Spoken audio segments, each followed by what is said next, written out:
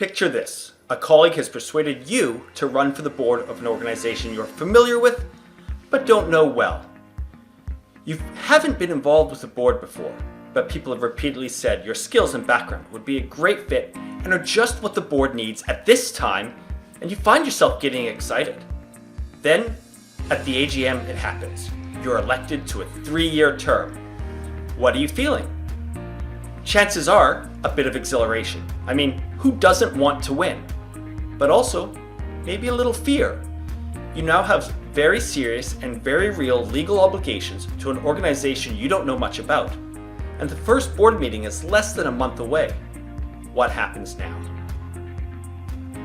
Hi, I'm Jeff Schoenberg, the Principal Consultant at Eunomia Governance Solutions, and in this episode of 5-Minute Governance, I'll outline a 4-step induction process you can put into place in your board. These 4 steps include pre-induction scoping meetings, a formal induction session, a buddy system, and a follow-up check-in.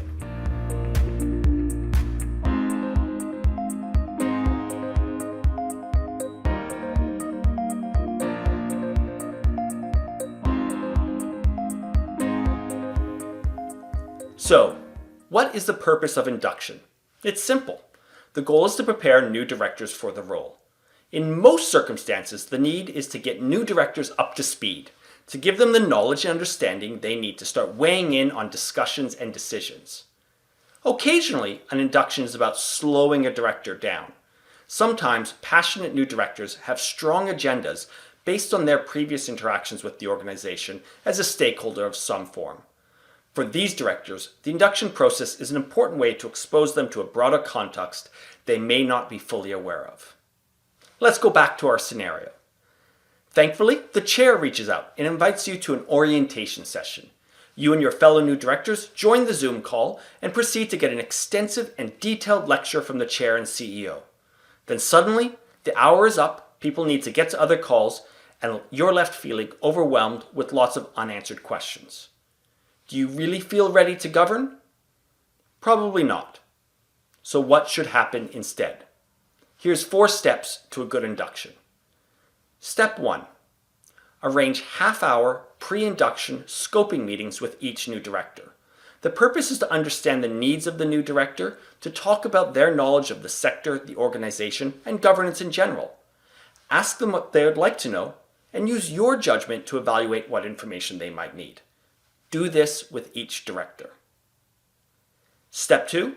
Deliver a formal induction session for all directors. This session will be a mix of standard and customized content. Standard content would include the legal obligations of being a director, an overview on how the board operates, the strategic priorities and key risks of the organization, and a high-level overview of the finances. Custom content is the most important information the new directors need to know based on those initial scoping meetings.